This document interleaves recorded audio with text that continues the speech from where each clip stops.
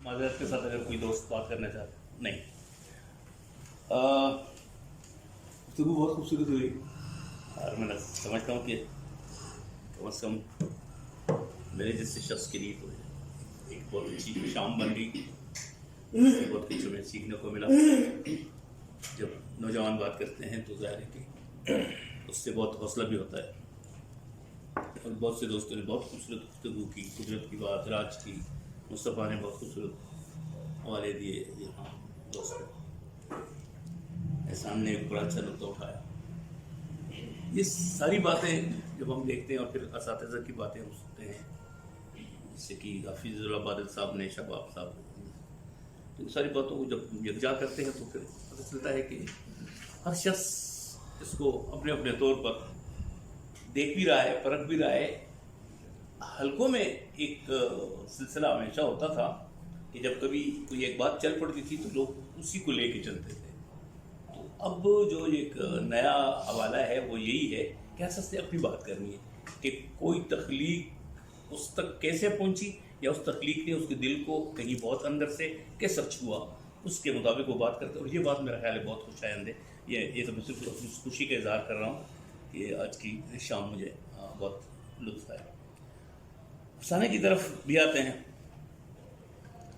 بہت خوبصورت افسانہ ہے, اس سے تو میں بالکل متفق ہوں. اور ظاہر ہے کہ سارے حوالے جو یہاں دیے گئے ہیں میں ان کو دہرانا نہیں چاہتا, اس سب سے میں اتفاق کرتا ہوں.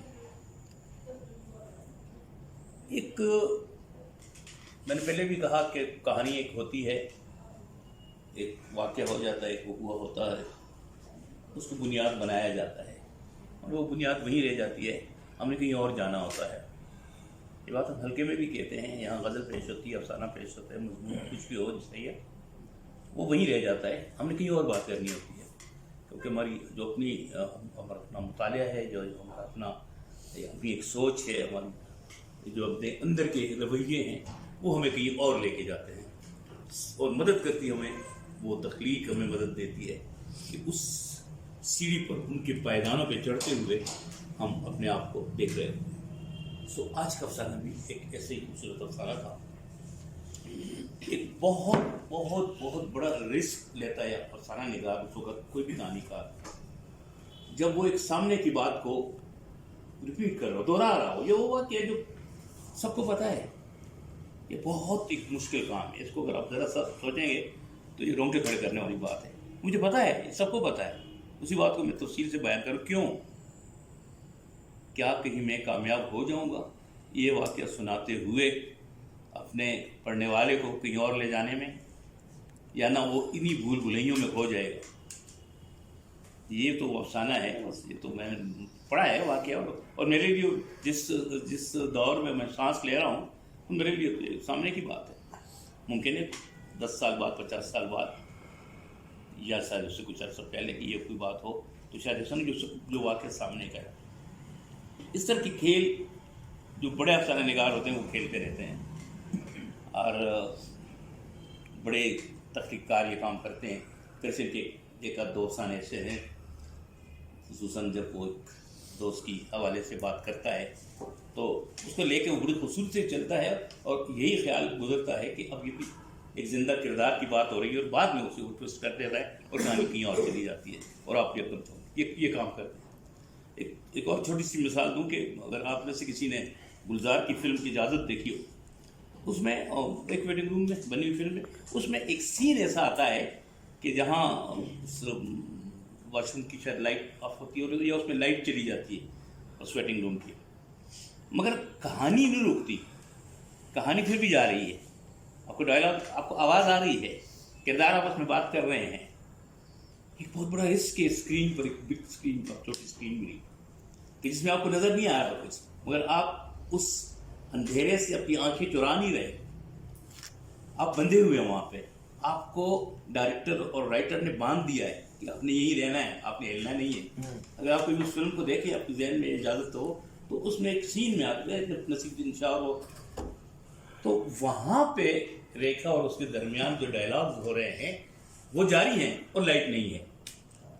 ایک تو ہم ٹیلی ویژن میں کرتے ہیں نا کہ لائٹ کم کر دی تاثر دینے کے لیے کہ لائٹ چلی گئی، کردار ہے کچھ بھی نظر نہیں آ رہا، ڈارک اسکرین مگر فلم چل رہی ہے، چھوٹا سین ہے، چند سیکنڈس ہے، مگر یہ رسک ہے. اس کو کیسے پتہ ہے گیا جب نظر نہیں آ رہا اور تماشائیوں سے بھرا ہوا حال ہے اور یہ فلم کیسے چلی. یہ تخلیقات جو ہے یہ کس وقت یہ کھلواڑ کرتا ہے؟ جس وقت اسے اپنے فن پر عبور حاصل ہو جاتا ہے. جب وہ کمانڈ، جب میں کہتا ہوں کہ مجھے سب پتہ ہے تو میرا مذاق اڑائیں گے سب لوگ. ہمارے یہاں تو محاورے ہیں، اپنے منہ میاں مٹھو بنے. میر کہتا ہے کہ مستند نے میرا فرمایا ہو، تم کہتے ٹھیک، اب ٹھیک کہتے ہیں. میر کو تو نہیں کہا کبھی کہ جب وہ کہتے سارے عالم پر ہوں میں چھایا ہوا، مستند ہے میں، ٹھیک میر ہے، آپ کہہ سکتے ہیں، آپ کچھ بھی کہہ سکتے ہیں. ایک حد تک جب آپ پہنچ جاتے ہیں، اس سے پرے ان ادراک سے وہ جو سمے سے پرے کی بات اظہار بھی کرتا ہے، سمے سے پرے جا کر وہاں آپ کو کمانڈ ہوتی کہ اب مجھے جو مرضی ہے میں کہوں. یہ جو مجھے پڑھ رہا ہے، یہ جو میرا چاہنے والا ہے، میرے پڑھنے والا ہے، میرا قاری ہے، یہ میرا نہیں، میرے قلم کا، میرے فن کا، یہ اسے پتہ ہے، یہ مجھ پر اعتماد کرتا ہے، اسے پتہ ہے میں نے اسے کہیں گھمانا نہیں ہے، اس کو میں نے سیدھی منزل تک پہنچا دینا ہے. سو یہ ٹیکنیک بہت مشکل ہے. مجھے بہت خوشی ہوئی جب میں یہ افسانہ سن رہا تھا. اس وقت میرے ذہن میں بھی یہی خیال آ رہا تھا کہ کس پیڈسٹل پہ کھڑے ہو کر یہ شخص ہمیں اپنی کہانی سنا رہا ہے جو اس نے بنی ہوئی ہے. اور ایک ایسی کہانی بنی ہوئی جو ہمیں پتہ ہے ہمارے سامنے کی کہانی ہے، مگر یہ وہ نہیں ہے جیسے میں نے پہلے کہا، اور میں اسی انہی میدوں پر کہہ چکا ہوں. وہ لفظ جو یہاں لکھے جاتے ہیں، جو پڑھے جاتے ہیں، وہ لفظ کاغذ پر تو موجود ہوتے ہیں، مگر اس کے اندر سے ایک اور کہانی، ایک اور سی جو خوشبو یا مہک جس کو میں کہتا ہوں، وہ کہیں اور آپ کو لے کے جاتی ہے آپ کے ساتھ، اور پھر آپ کو وہ تنگ کرتی ہے. جب آپ یہاں سے جائیں گے، یہ افسانہ میں پوری یقین سے کہہ سکتا ہوں، یہ آپ کو بہت تنگ کرے گا. جس وقت بھی آپ اپنی تنہائی میں ہوں گے، یہ افسانہ، اس کی یہ مکالمے تو پہلے بھی آپ نے سنے تھے، یہ آپ پتہ ہے ساری، میں ساتھ نہیں لے رہا ہوں یہ، اور یہ نئی بات بھی نہیں ہے کیونکہ یہ واقعہ ہمارے سامنے کا ہے، اس لیے ہم تھوڑا سا فوکس ہو گئے اس واقعے پر امریکہ کے. ایسا ہے نہیں، یہ لٹریچر میں سانس نہیں لے رہا ہوں، نئی بات نہیں ہے، یہ چل رہا ہے سلسلہ. جیسے بادل نے کہا کہ جی اس کو تو آپ پہلے جبر سے لے لیں، حابیل قابیل سے اس کو شروع کر دیں، تو یہ جبر تو ہے ہر جگہ پہ، اس جبر کی یہ کہانی ہے. ایسا کیوں ہو رہا ہے، یہ وہ سوچ ہے جس کی طرف ہمیں فاضل افسانہ نگار لانا چاہ رہا ہے. ایسا کیوں ہوتا ہے؟ ایک انسان دوسرا انسان، یا ایک جبر کا جو ایک حوالہ ہے جو اس افسانے میں بہت زیادہ پورٹری کیا گیا ہے، وہ یہاں ذاکر نے کہا کہ شاید وہ اسے مارنا نہیں چاہتا تھا یا پتہ نہیں کیا، اس حوالے سے وہ بات کر نہیں. مسئلہ تو اس کے مارنے مرنے کا ہے نہیں، مسئلہ صرف اور صرف یہ ہے کہ کیوں یہ جب کیا جا رہا ہے انسانیت پر. اور یہ انسان جو ہے، وہ بریخت نے ایک نظم میں کہا تھا کہ جی قدیم مصری مزدور ایک گیت گایا کرتے تھے کہ جی ہماری ان مشکلات کا یہ دور کب ختم ہوگا، ہم کب نجات ملے گی اس وزن اٹھا کر، پتھر اٹھا کر یہ دھونے سے کب ملے گی. بریخت لکھتا ہے کہ 4000 سال بعد آج بھی مزدور وہی گیت گا رہا ہے کہ یہ کب ختم ہوگا، یہ دور کب ختم ہوگا، ایسا کیوں نہیں ہو رہا. یہ وہ بہت بڑا کوشچن ہے جو ہم اپنے آپ سے بھی کرتے ہیں، اپنی تاریخ سے بھی کرتے ہیں، اپنے اساطیری سارے حوالوں سے کرتے ہیں. کتنے پیغمبر آئے، کتنے ریفارمرز آئے، کتنا کچھ ہوا، کیا یہ مسئلہ حل ہوا؟ کہاں ہے اس کی بنیاد؟ یہ جو کہا جا رہا ہے کہ ادیب جو ہے وہ حل نہیں تجویز کرتا. محسن تم نے کہا تھا مسئلہ اس وقت تک مسئلہ ہے جب تک میز پہ نہیں رکھتی ہے. ادیب میز کی طرف دیتا ہے نا آپ کو، جو آپ کے مکالمے کی میز ہے اس پہ تو اس نے مسئلے کو رکھ دیا ہے. اب یہ سوچنا ہے کہ کیا ہوا ہے. یہاں اس کی جو ٹیکنیک پہ بات کی گئی ہے، میں سمجھتا ہوں بہت خوبصورت ہے. ایک بات جو یہاں ایک مسئلہ اٹھا، اس میں اب 2 حوالے ہیں. احسان دانش نے جو بات کی تھی وہ غور طلب ضرور ہے، اس پہ سوچنا ضرور چاہیے کئی حوالوں سے. ایک ریفرنس میں اس کو دے دیتا ہوں. وہ لائن اگر نہیں ہوتی تو کیتھارسس پورا نہیں ہوتا افسانے کا، یہ طے ہے. اس کے باوجود اس میں جو اس کا انجام دکھایا گیا ہے، میں ذاتی طور پر یہ سمجھتا ہوں کہ شاید اس کو ادھورا چھوڑ دینا چاہیے تھا، اس کو کسی منطقی انجام تک نہیں پہنچانا چاہیے تھا. یہ جو سانس نہیں لے رہا تھا یہ شخص ختم ہو گیا ہے، جو بھی کردار ہے. ہم اس واقعے کی بات نہیں کر رہے، کردار کی بات کر رہے ہیں. یہ کردار جو سانس نہیں لے پا رہا وہ ختم ہو گیا ہے. اس عورت کو ختم نہیں ہونا تھا، اس کے اوپر ایک گھٹنا پڑا ہوا ہے اس کی موت کا، اور اسے رہنا چاہیے تھا. وہ اس کے ساتھ لیو کر رہی ہے. اس عورت کا اس کردار کے طور سے نہیں پورا ہو رہا. اس طرح مرنا جو ہے نا، یہ میر نے کہا تھا کہ گو بے ستون کو ٹال دے آگے سے کوہ کن. جو شیرین فرحات کا جو معروف واقعہ ہے، بے ستون کے پہاڑ سے وہ دودھ کی نہر کے، تو گو بے ستون کو ٹال دے آگے سے کوہ کن، سنگے گران عشق اٹھایا نہ جائے گا. جب اسے پتا چلا کہ شیرین مر گئی تو اس نے اسی تیشے سے خودکشی. یہ کیا بات ہوگی بھلا؟ ہجر میں جینا، یہ ہے وہ جس کی طرف میرا خیال ہے ہمیں ہمارے کرداروں کو جانا چاہیے. خاتون کو مرنا نہیں چاہیے، اس کو لیو کرنا ہے. اس نے ایسے بہت سے اور مناظر دیکھنے ہیں، اس نے اور مناظر کی نشاندہی کرنی ہے. مجھے پتا ہے کہ ایسا ہونے والا ہے، کیونکہ میرے ابھی تک میں سانس نہیں لے پا رہی. میرے بیٹے کی موت کا جو منظر ہے وہ رکا ہوا ہے. یہ رک جاتے ہیں، کچھ مناظر رک جاتے ہیں اندر، وہ رکا ہوا منظر ہے. اس کو منطقی انجام تک نہیں پہنچانا، اس کو چھوڑ دینا چاہیے کھلا. کیونکہ ابھی اس کے گھٹنے سے اور اس کی گردن سے وہ گھٹنے نہیں ہٹے. اس کے گردن سے تب گھٹنا ہٹے گا جب انسانیت آزاد ہو، جب انسان کو پتہ چل جائے گا کہ یہ جبر جو ہے میں کر رہا ہوں یہ غلط ہے.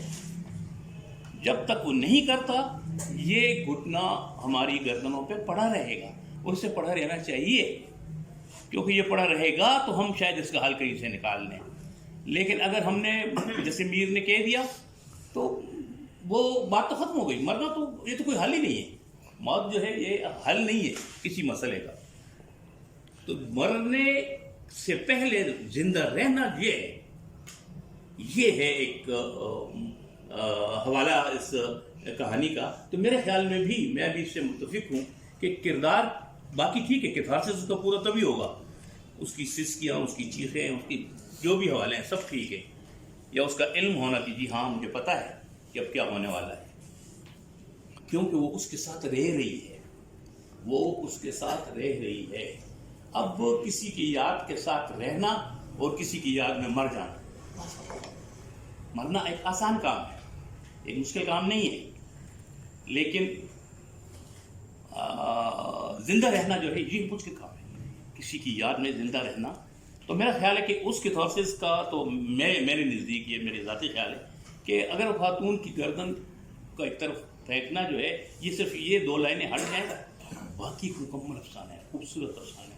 اچھا وہ لے کے ہمیں چلتے ہیں، تصویریں ہیں جو مکالموں کی صورت بن رہی ہیں، جو ہمارے ذہن میں سارے منظر آ رہے ہیں. اور یہ جو حوالہ دیا گیا ہے کہ کشمیر یا فلسطین یا مسئلہ، اس میں کشمیر کا حوالہ کوئی نہیں ہے، وہ تو اس کردار کا حوالہ ہے. میرے افسانے کا یہ مسئلہ نہیں ہے، یہاں انسان کا مسئلہ ہے. یہاں انسان کے حوالے سے بات ہو رہی ہے، انسانیت کے حوالے سے بات ہو رہی ہے. اور آج کی نہیں ہے یہ بات، میں نے آپ کو پہلے بھی کہا کہ یہ صدیوں پہ پھیلا ہوا افسانہ ہے. یہ سانس نہیں لے رہے ہم.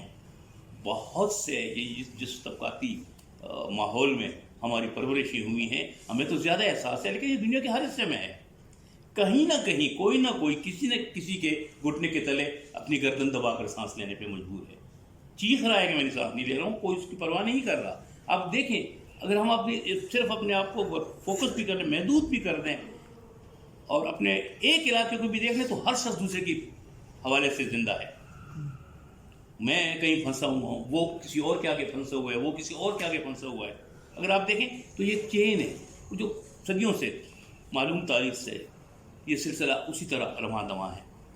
میں سمجھتا ہوں بڑا افسانہ ہے، بہت ذہن کو کھول دینے والا افسانہ ہے. اور یہ پہلے بھی میں کہہ چکا ہوں کہ وہ واقعی اپنی جگہ پہ ہوگا، وہ ہے.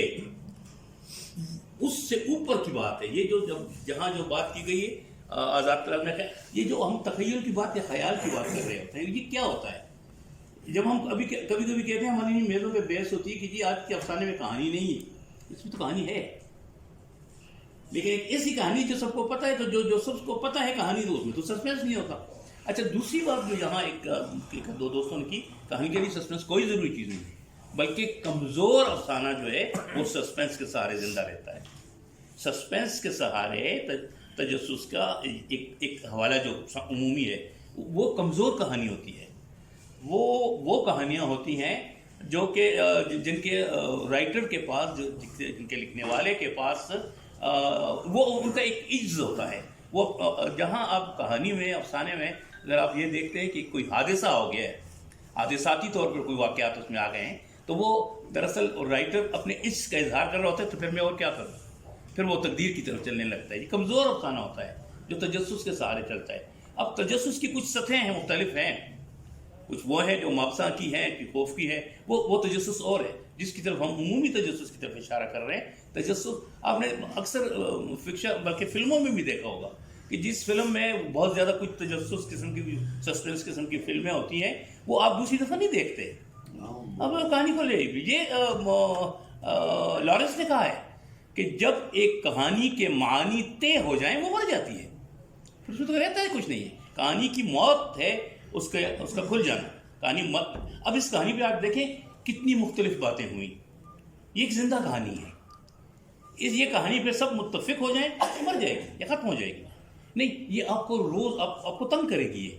اس کے اندر سے آپ اور معنی نکالیں گے. آپ دیکھا رے کا خیال آ رہا تھا شباب صاحب جیسی شخصیت کو بھی، پھر نہیں اس میں ایک بات اور ایڈ کرنی ہے. قدرت نے بار بار بات کر رہے ہیں، اس میں آپ کی تسلی نہیں ہو رہی، آپ کو لطف نہیں آ رہا، آپ اپنی بات سے مطمئن نہیں ہیں، کیونکہ یہ افسانے نے آپ کو اندر سے اپنا اسیر بنا دیا ہے.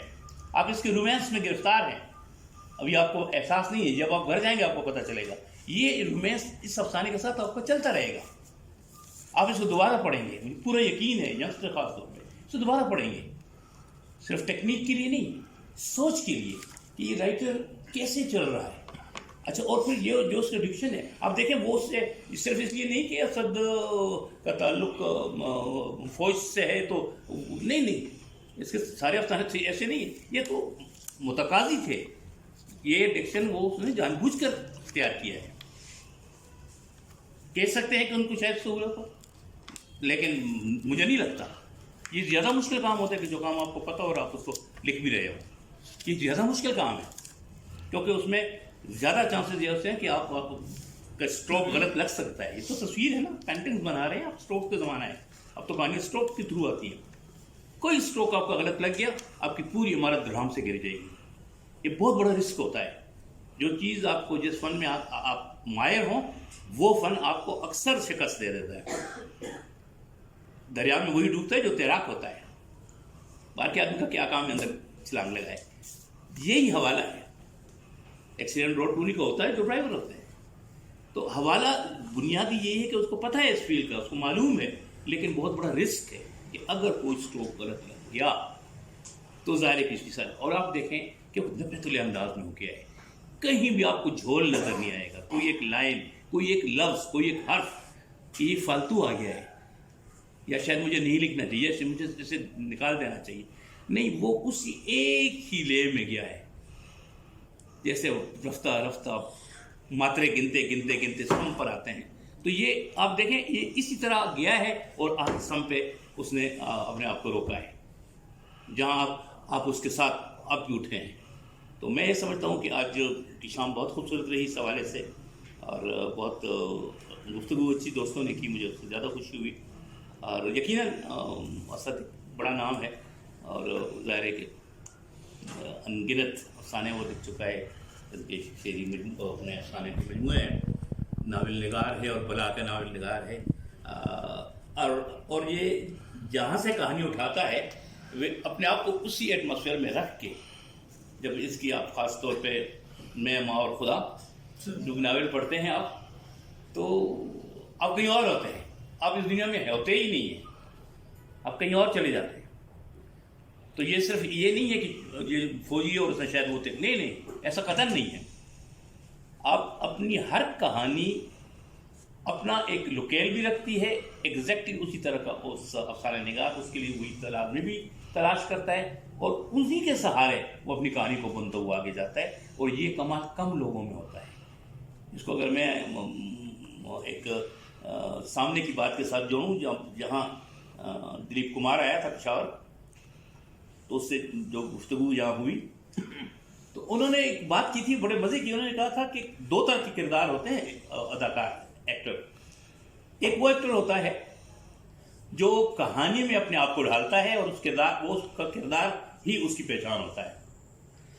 ایک ایکٹر وہ ہوتا ہے، نام اس نے نہ اپنا لیا نہ راج کپور کا لیا. اور ایک ایکٹر وہ ہوتا ہے کہ آپ کو کسی کہانی میں بھی دیکھیں آپ کو وہی لگے گا کہ یہ وہی ہے، یہ کام کرتا ہے. کردار مختلف ہوگا اس کا، ایکٹنگ بھی اس کی بڑی زبردست ہوگی، مگر اس کے اندر کی وہ جو اس کا اس کردار کے ساتھ جو اپنی تال میل ہے وہ اس کی سیم ہوگی. یہ کام جو ہے ایگزیکٹلی تخلیق میں ہوتا ہے کہ آپ نے بہت سے افسانہ نگار کیا کرتا ہے، گڑبڑ کہاں کر دیتا ہے، کھنڈت کہاں افسانے میں پڑتی ہے، جب افسانہ نگار اپنا آپ اس میں ڈھالتا ہے اور کرداروں کے درمیان بلا وجہ دخل در معقولات کرتا ہے. اکثر آپ نے دیکھا ہوگا ایک کہانی چل رہی ہوگی، مکالماتی نہ بھی ہو تو اس میں وہ اپنا تبصرہ شامل کر دیتا ہے، وہیں آپ اس کو پکڑ لیتے ہیں کہ اچھا یہ بات تو ہے. بہت سے ایسے افسانے دیکھے سنے پڑھے کہ جس میں کردار جو ہے وہ افسانہ نگار کی زبان بول رہے ہوتے ہیں، ان کی اپنی زبان ہوتی ہی نہیں ہے، جس کو ہم کہتے ہیں یہ کردار نگاری کا حوالہ ہے. اب ہر کردار کے مطابق لکھنا، جیسے کہ اس میں جو کردار اپنے لیے ہیں، آپ وہ کردار دیکھیں جو 2 کردار ہیں، گھٹنے والا اور گردن والا، اور اس تیسرے کردار کو دیکھیں. آپ دیکھیں کہ ان کے اپنے اپنے حوالے ہیں، اس میں کوئی فالتو افسانہ نگار بیچ میں کہیں داخل ہوتا آپ کو نظر نہیں آئے گا کہ جی یہاں اچھا یہ تو اب راوی کی بات ہو. یہ تھا جو کہانیاں راوی کی زبانی بھی ہوتی ہیں، آپ دیکھیں وہ بھی ایک طرح لے کے چلتے ہیں. کرشن کی ایسی بہت سی کہانیاں ہیں پڑھی ہوں گی، وہ کہانی اسی انداز سے آگے چلتی ہے. یہاں میں سمجھتا ہوں کہ اسد محمود خان نے کمال کہانی بنی ہے، سامنے کی بات ہے، اور وہاں سے اس نے اس کو اٹھا دیا ہے. اور یہ اٹھان صرف کاغذ سے نہیں اٹھی، یہ ہمارے دل میں بھی ہے، اور ہم بھی اس کے اسی طرح بات کرتے ہیں. بہت شکریہ، بہت نوازش سب دوستوں کی، اور بڑی اچھی گفتگو سننے کو ملی. میں ممنون ہوں الکربہ بھی دوست کا ریاست محمود کا بطور خاص کہ وہ تشریف لائے. بادل کا بہت شکریہ، ٹیسلا سے ہلکے کی اس نشست کے لیے صرف آئے ہیں، اتفاق سے پشاور میں نہیں ہیں. ان کا ذاکر کا کہ 2 دوست وہاں سے ٹیسلا کی فضاؤں سے محبتیں لے کر آئے. شکیل نایا اور راشد آپ کا شکریہ. میں نے تو کہا تھا کہ شباب صاحب موجود ہوں تو میری ضرورت نہیں ہے، لیکن باہر بہت محبت تھا، بہت محبت، اور آگے پیچھے